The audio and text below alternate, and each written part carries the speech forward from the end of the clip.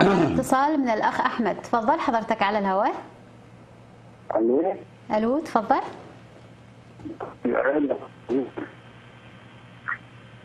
تحياتي ليك وتحياتي للاخت اللي معاك. يا مرحبتين يا اخ احمد، اهلا وسهلا. قبل الايادي يا ست ابونا. الرب يباركك ويزيدك من كل نعمه وبركه روحيه. اتفضل. بشكرك من اجل صلواتك لينا انا وبيتي واولادي. نشكر ربنا من اجل نعمته. نشكر ربنا.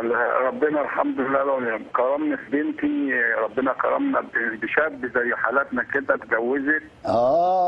قلت لحضرتك قريب. مبروك. الله يبارك فيك. اتجوزت راجل زي حالاتنا كده شاب، وهيسافروا بقى زي حالاتنا يعني عابر برضه يعني بالبفتشر يعني. نشكر ربنا. نشكر. هيسافروا بقى ان شاء الله كده بره بعد 3 شهور، هيسافروا بره يعيشوا هناك. امين. ربنا يكون وياهم اينما ذهبوا. امين. امين. مرحبتين. أنا بشكر ربنا هو أنقذنا من سلطان الظلم ونقلنا إلى ملكوت الدين محبته. مبارك اسم الله. أمين. ربنا الحمد لله. كان في سؤال يا أستاذ أبونا معلش. اتفضل. سبب اتهام المسلمين بتحريف الكتاب المقدس. أيوه.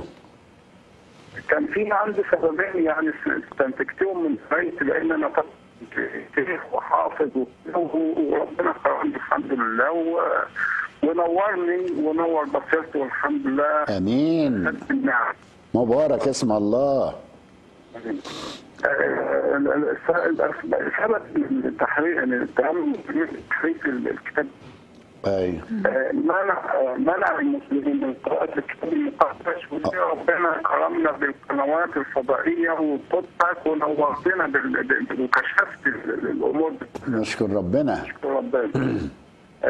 ثاني حاجة تحويل النظر عن تحريف القرآن نفسه. يعني ثالث حاجة بيقول خير وسيلة للدفاع الهجوم بأن الكتاب المقدس محرف، عشان يحول النظر عن تحريف القرآن قال ان الكتاب المقدس ان هو محرف. ايوه. فهل في اسباب ثانيه قدسك بقى تبينها تشرحها عشان يبقى في استفاضه في الموضوع ده؟ حاضر. اشكرك يا اخي احمد. حاضر. اشكر قدسك يا ابونا، وصلي لنا دايما امين. بقيه الاولاد يجوا للمسيح. امين امين يا رب. تمجد وكمل عملك فيهم. امين. طيب شكرا جزيلا اخي احمد لمجيئك، وهرد على كلامك. هو عشان نعرف الايات القرآنيه اللي بتقول ان الكتاب المقدس حرف، هو بالتحديد ما فيش كده، لكن في 4 آيات فقط بتتكلم على ان اليهود بيحرفوا تأويل وتفسير الآيات اللي موجودة في التوراة. القرآن لم يقل أن التوراة حرفت أبدا، لكن يقول يحرفون الكلم عن مواضعه. يعني المواضع موجودة ويعرفون كما يعرفون أبناءهم، لكن التأويل بتاعها التفسير ده بيتكلم على كده. فيبقى إذا ما فيش آية في القرآن تقول أن الكتاب المقدس قد حرف، لكن في 4 آيات فقط تقول أن اليهود يحرفون كلام التوراة عن مواضعه.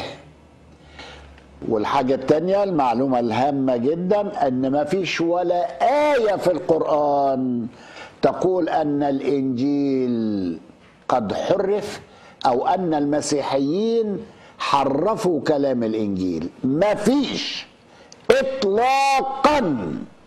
ولا مش مصدق يخش على الأبحاث في الدين الإسلامي والكتابات ويكتبوا هل الإنجيل قد حرف ولا لا. لم تذكر آية